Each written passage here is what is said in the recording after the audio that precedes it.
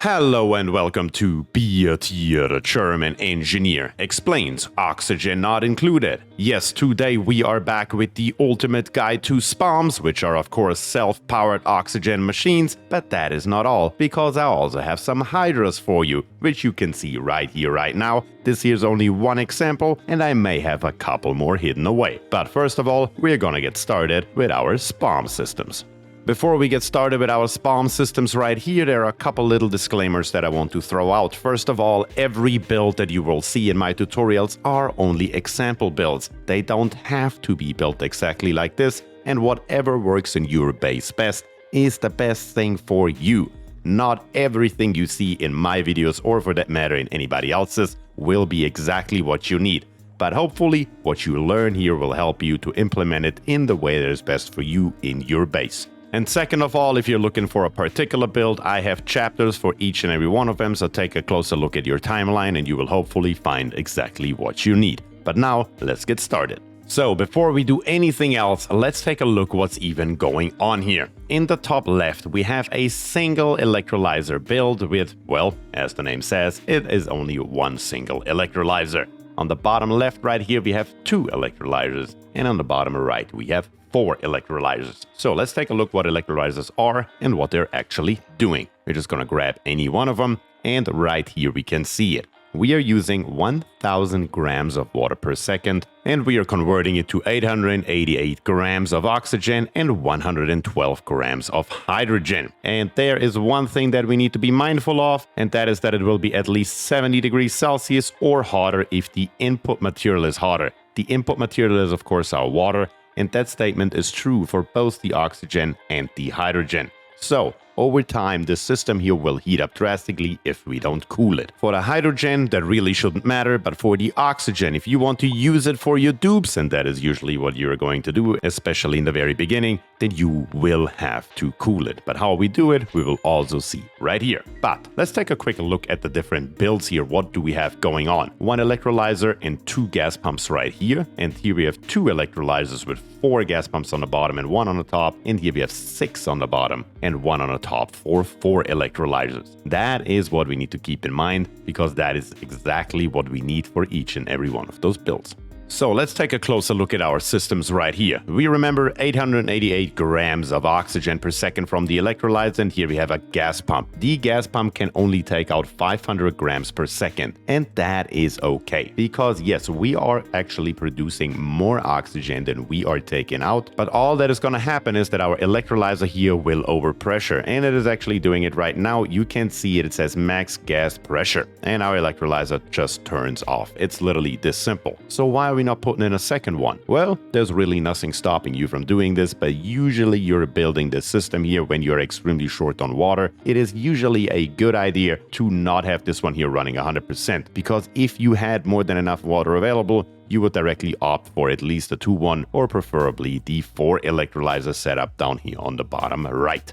What are we doing with all this gas that we are producing? Well, our oxygen, I'm just venting it out here into our base, but in reality, what we should be doing with our hydrogen is we should put it in some kind of storage, and that is what I built over here. This one here is a very simple infinite storage for hydrogen. It is very easily built with 2 gas pumps, 4 gas vents, about 600 grams of not off-gassing liquid on the bottom here in each and every one of those tiles. It is a little bit off. Here we have 900, here we have 200, but I originally put about 600 grams per tile in here, and that is perfectly fine. This creates an environment where the hydrogen can only go one way, and that is up. Since this here will never overpressure, our gas will just keep going in here forever, and the amount will get more and more and more, at least as long as we are putting more in than we are taking out, and we are certainly doing this right now, right here.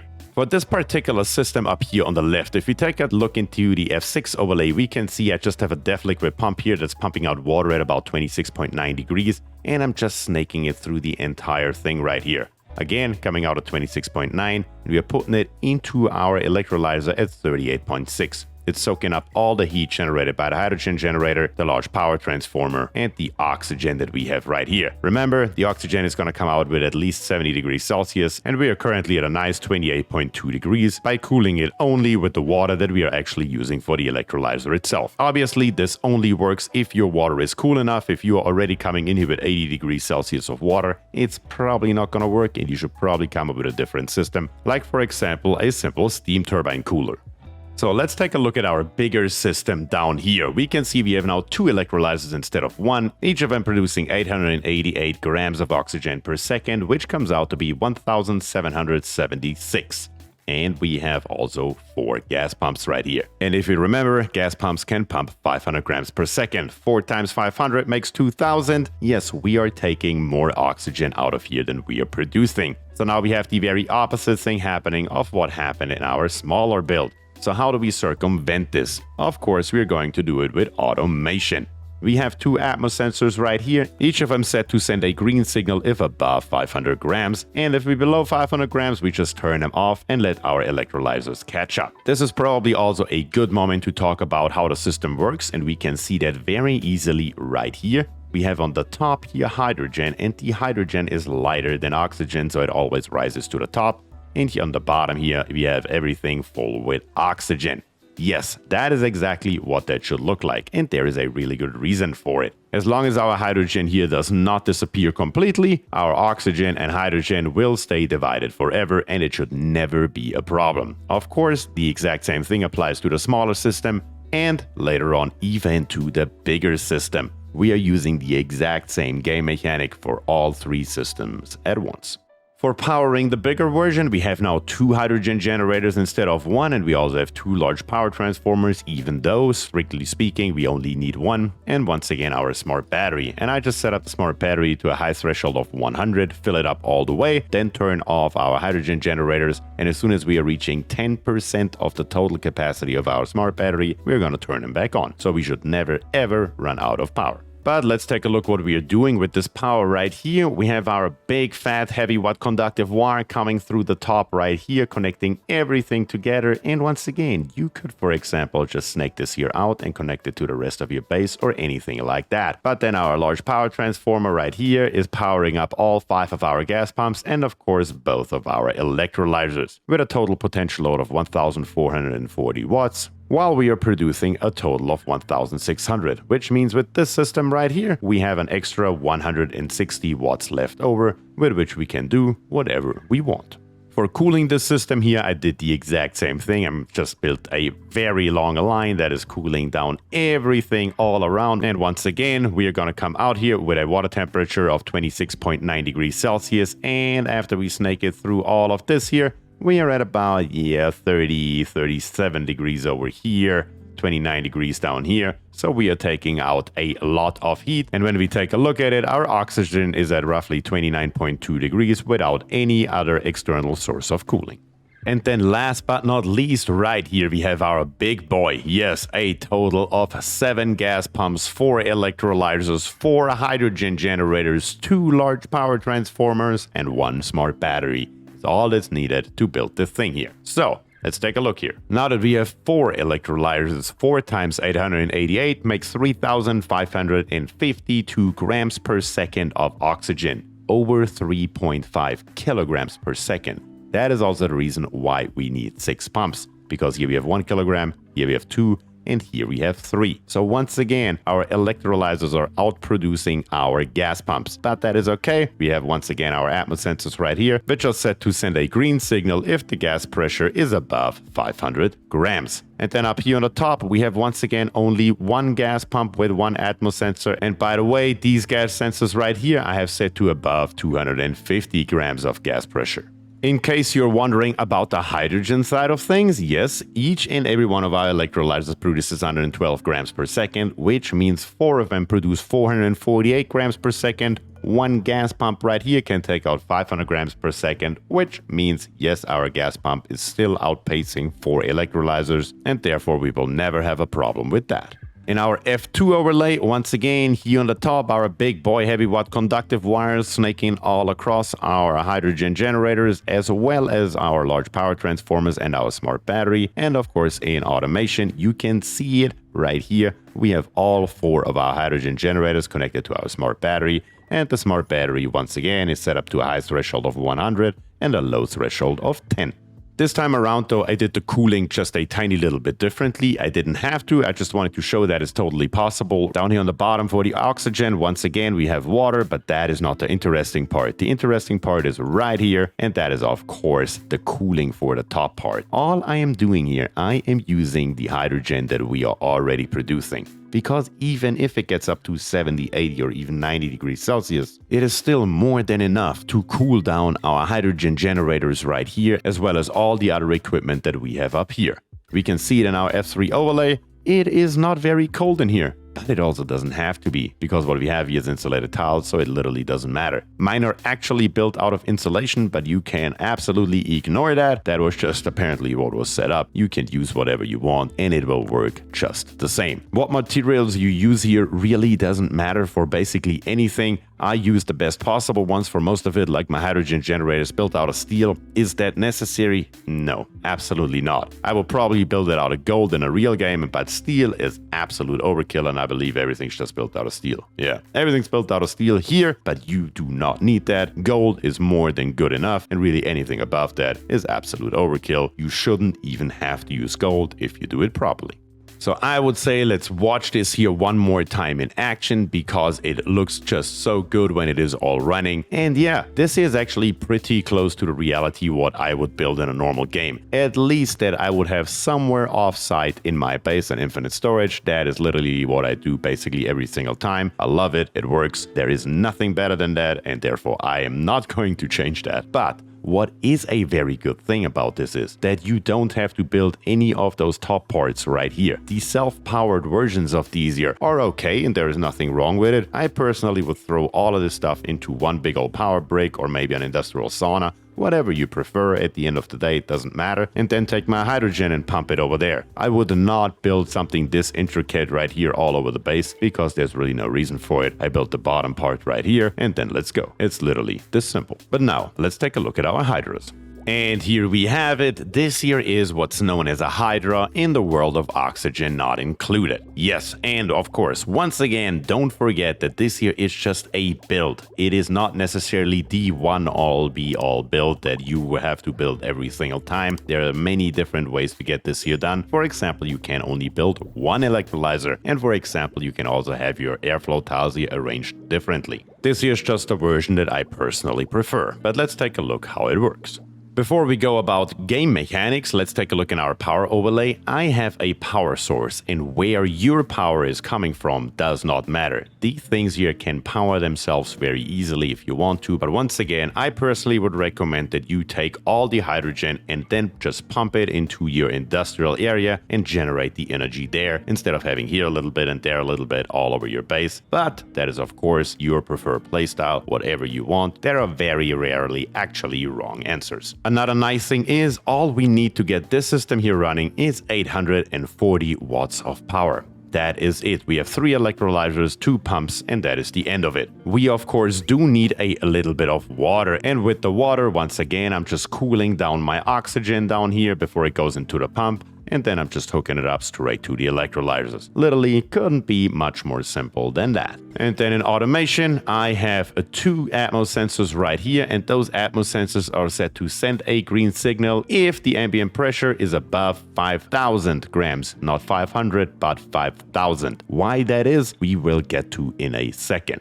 But first of all, let's take a look into our F4 overlay. Right here, we can already see what is going on. We have on the left side here all of our oxygen in these airflow tiles, and on the right side right here, we have all of our hydrogen in these airflow tiles right here. And then right here inside of our electrolyzer, on the bottom, we have a total of 200 kilograms worth of salt water, and on the top, we have 200 kilograms worth of water. And that will be true for each and every electrolyzer that you will see in any build that I have for a Hydra. It's very easy to build, because if you were to build this here, you just build the very bottom one, leave this tile open, this tile open and these tiles open and plop a bottle emptier right here. And then you just plop in 200 kilograms of salt water, then 200 kilograms of water. 200 kilograms happens to be exactly what one normal dupe brings in one bottle, which makes the dosing in a real game very easy. At that point, you just top it off right here and then do it again. And so on and so forth until you have filled up every single one of your electrolyzers with 200 kilograms of salt water and 200 kilograms of water. It also doesn't necessarily have to be salt water or water, it just has to be two different medias that are preferably not off-gassing by themselves. So, how does this here work and why does it work? Now, this electrolyzer right here has 100 kilograms of any kind of fluid in each and every one of its 4 tiles that it occupies, but it is not underwater. It is not enough fluid that the game recognizes it as being flooded. Therefore, it will still produce. But the hydrogen and the oxygen has to go somewhere. So what is the game doing? An electrolyzer always outputs all of its gases into this tile right here, the top left tile. When we take a look into our 4 tiles right here, we have the bottom left, the bottom right, the top right, and the top left tile. And this tile right here is where the game will put the gases. And then the game mechanics, or better to say the game physics, will sort out where they go. That brings me to another very important point, and that is that we have to prime this system. It will not work if you do not first prime it. What does priming mean? Well, you have to come in here, you have to vacuum this here out, as well as this area right here and all the airflow tiles. You need a complete vacuum in both areas, and then you need to fill it with oxygen on the bottom one and with hydrogen on the top one. Also, this order is highly important because once again, hydrogen is lighter than oxygen and always wants to go up. If that is given and you have at the very bare minimum 2000 grams per tile, but preferably at least 5 kilograms per tile, this system will work because the game will throw out all of the oxygen and hydrogen right here. And of course, the hydrogen can't go here because this side is already occupied, but the oxygen can, and it just gets added up into this area. And the same happens on the other side with the hydrogen. The game will automatically sort them out into the appropriate direction. Which of course gives us another benefit, and that is that each and every one of these sides right here is an infinite storage. You can see it. We have 1,379.5 kilograms worth of oxygen in here, and at the same time we have 144.5 kilograms of hydrogen. Which means a Hydra has their infinite storages already built in.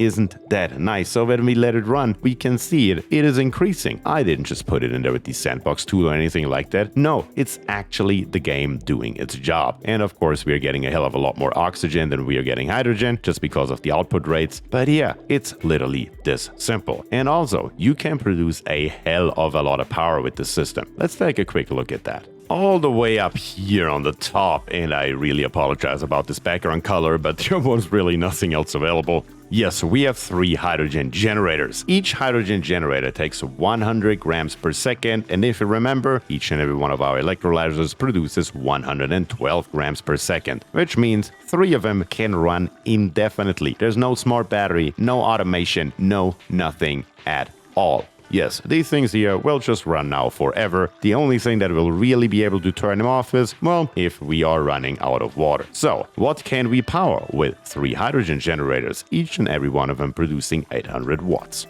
3 times 800 equates to 2,400, and as it happens to be, one arcade cabinet consumes 1,200 watts, so we can power 2 of those things here indefinitely. You're probably thinking, what the hell, why an arcade cabinet? Is there nothing else that is more useful? Yes, there is, and it is of course a thermal aqua tuner, because the thermal aqua tuner, just as the arcade cabinet, also uses 1,200 watts. So with this very simple setup right here, you can keep up to 26 duplicants alive, because one duplicant in a normal game uses 100 grams per second of oxygen, and we are producing 3 times 888 grams, which makes 2,664. Yes, almost 27, but to be safe, 26 duplicants will make it indefinitely with this setup right here. And you can power 2 thermal aqua tuners basically indefinitely as well.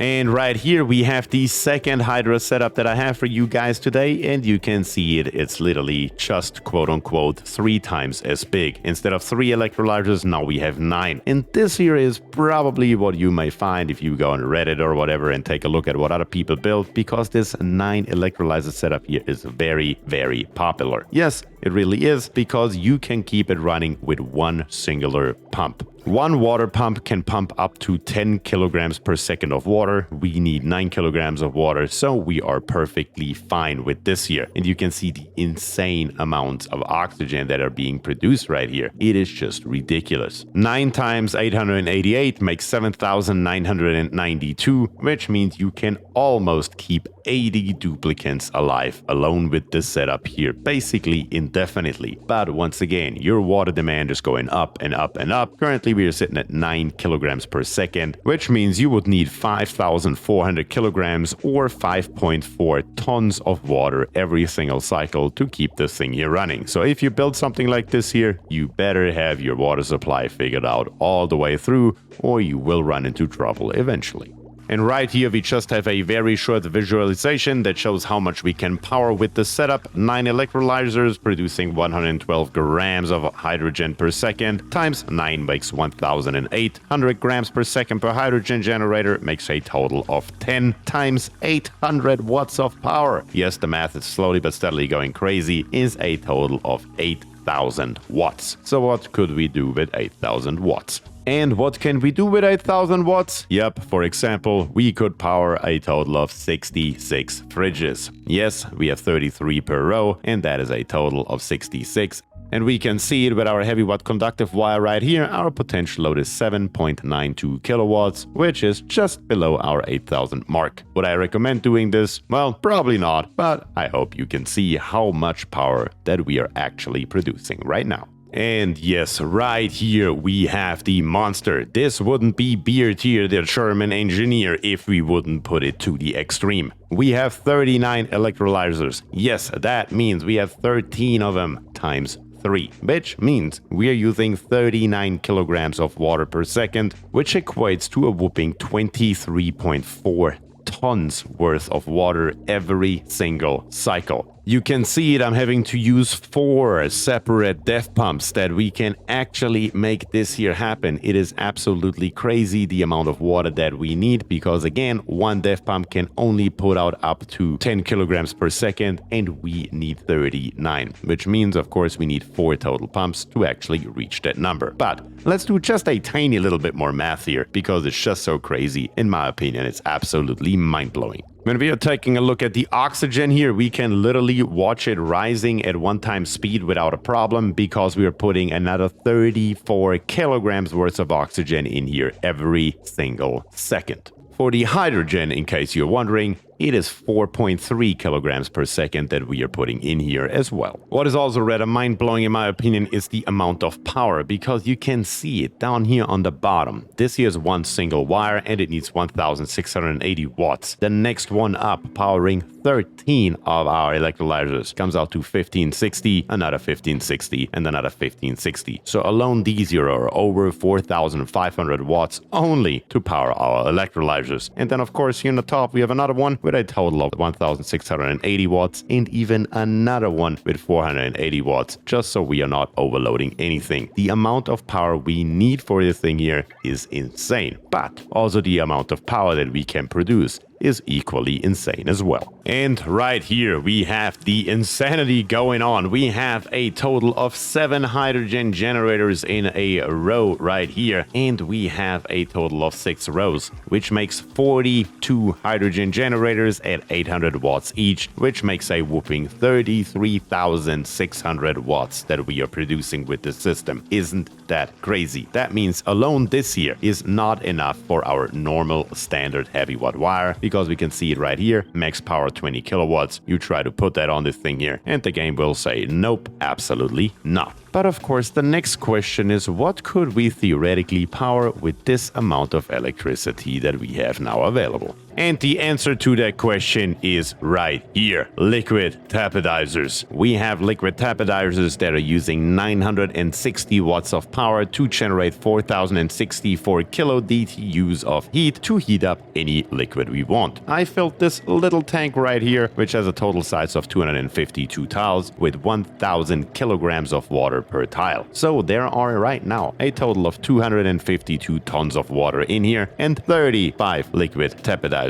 Yes, you heard that right. 5 high and 7 wide is exactly what we are getting out of this thing right here. And what are we doing with it? We can see the water temperature anywhere in this tank here rising in real time. Once again, we are at 1 times speed, but we have 35 liquid tapidizers, and the water that started at exactly 0 degrees is heating up right in front of our eyes. It is an absolutely insane amount of power that we are producing right here, right now. So the question that I have to you is, what do you like more? Is it the Hydra? Is it the SPOM? Let me know in the comments. If you have any questions, the comments are a good place for that as well. But honestly, a much better place is my Discord channel, where you will get helped much faster, and you have direct access to me, as well as a lot of people in my community that are extremely knowledgeable about oxygen not included. So last but not least, if you enjoy my content, please subscribe to the channel, leave a like on the video, and I will see you in the next one. With that, I say thank you and peace.